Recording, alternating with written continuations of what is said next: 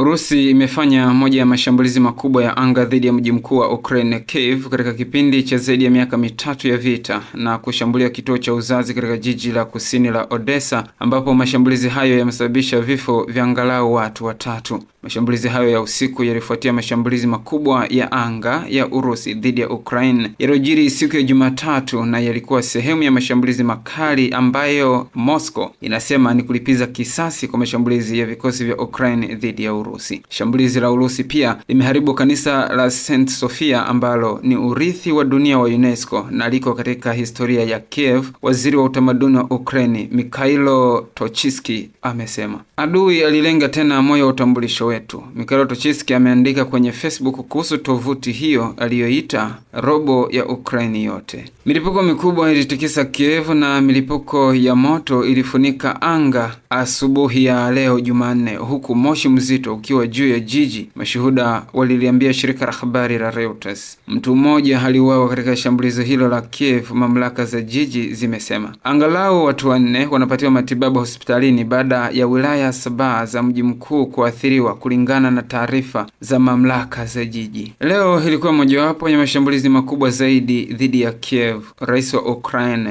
Volodymyr Zelensky amesema, akiongeza kuwa mashambulizi ya makombora ya Urusi na mashambulizi ya droni ya Shahed yanazima jitihada za Marekani na wengine duniani kushinikiza Urusi kuingia kwenye amani, amesema Zelensky. Katika bandari ya kusini ya Odessa, mashambulizi ya droni ya usiku yalilenga jengo la dharura la matibabu, kituo cha uzazi na majengo ya makazi. Gavana wa mkoa huo Oleh Kipa amesema kupitia mtandao wa Telegram. Wanaume 2 wameuawa katika shambulizi hilo, lakini wagonjwa na wafanyakazi walikimbizwa kwa usalama katika hospitali ya uzazi. Irina Bitikaru mwenye umri wa miaka 23 ambaye alijifungua msichana tarehe 6 Juni amesema kwamba milipuko ilianza kugonga jengo hilo la Odessa mara tu baada ya yeye na wagonjwa wengine kuhamishiwa chini kwenye hospitali hiyo. Natalia Kovalenko mwenye umri wa miaka 34 ambaye alijifungua msichana wiki 5 zilizopita amesema alikuwa akitumaini kumalizika kwa vita. Ikikosa tumaini basi hakuna atakayejifungua, amesema Natalia. Pande zote mbili zinakana kulenga raia, lakini maelfu ya raia wameuawa katika vita hii kubwa zaidi ya barani Ulaya tangu vita vya pili vya dunia, ambapo idadi kubwa ya raia hao ni wa Ukraine. Wizara ya ulinzi ya Urusi imethibitisha kuwa vikosi vyake vilishambulia shabaha za kijeshi huko Kiev kwa kutumia silaha za usahihi wa juu na ndege za drone usiku kucha, na shirika la habari la serikali TASS la Urusi ndilo limeripoti. Taarifa za mashambulizi ya anga katika jiji la Kiev na maeneo mengine ya Ukraine zilidumu kwa masaa 5 hadi saa 11 alfajiri, kulingana na taarifa zilizotolewa na jeshi. Usiku mgumu kwa wote, amesema Timur Tikachenko, mkuu wa utawala wa kijeshi wa jiji la Kiev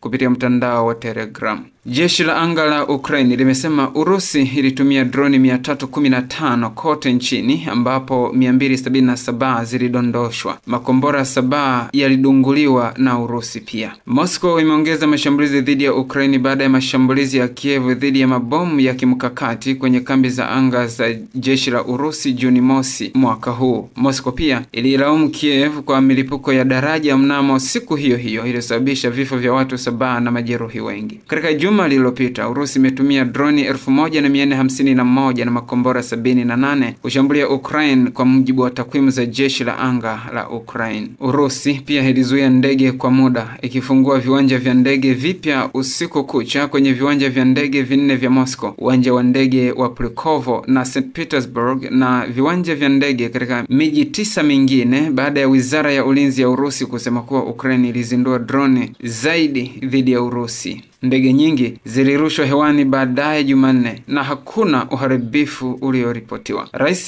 Zelensky amesisitiza kuwa washirika wa Ukraine wanatakiwa kuchukua hatua ili kumlazimisha Rais wa Urusi Vladimir Putin kuingia kwenye makubaliano ya amani, na waziri wa mambo ya nje wa Ukraine Andrei Sybiha ameomba hatua za haraka na vikwazo vipya dhidi ya mfumo wa ulinzi wa anga. Ingawa Urusi na Kiev zimefanya duru 2 za mazungumzo ya moja kwa moja katika wiki chache zilizopita, hatua Hatua pekee ilionekana ni makubaliano ya kubadilishana wafungwa wa vita, na Urusi imeendelea kusonga mbele kwenye mstari wa mbele katika maeneo mengi ya mashariki mwa Ukraine. Moscow na Kiev zinatupiana lawama kwa kukosekana kwa maendelezo wa kumaliza vita ambavyo vimekuwa vikiendelea tangu uvamizi kamili wa Urusi mnamo Februari mwaka 2022, na rais wa Marekani Donald Trump ameeleza kutoridhika na pande zote mbili. Hii ni Msasa Media. Kwenye mitandao yote ya kijamii tunatumia Msasa Online. To follow, like, comment na share. Msasa kisasa zaidi.